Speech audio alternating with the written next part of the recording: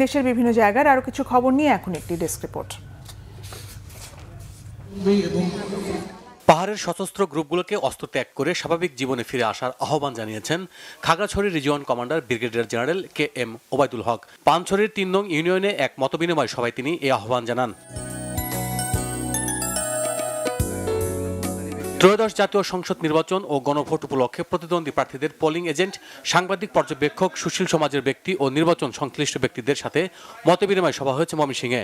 সকালে আঞ্চলিক নির্বাচন কর্মকর্তার সম্মেলন কক্ষে এতে প্রধান অতিথি ছিলেন ময়মনসিংহের আঞ্চলিক নির্বাচন কর্মকর্তা মোহাম্মদ শাইনুর ইসলাম প্রামাণিক।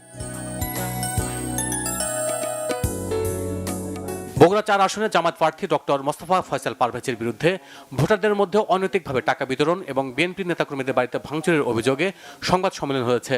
দুপুরে স্থানীয় প্রেস ক্লাবে এতে লিখিত বক্তব্য রাখেন স্থানীয় বিএনপির কর্মী সিয়াম আকন্দ। নীলফামারী ৪ আসনে জাপা প্রার্থী সিদ্দিকুল আলম সিদ্দিকের বিরুদ্ধে নির্বাচনী পরিবেশ নষ্ট করার অভিযোগ তুলেছেন সৈয়দপুর পৌর জামাতের আমির কারফুদ্দিন আহমেদ খান। দুপুরে সৈয়দপুর প্রেস ক্লাবে এক সংবাদ সম্মেলনে তিনি এ অভিযোগ করেন। Bangla vision news desk.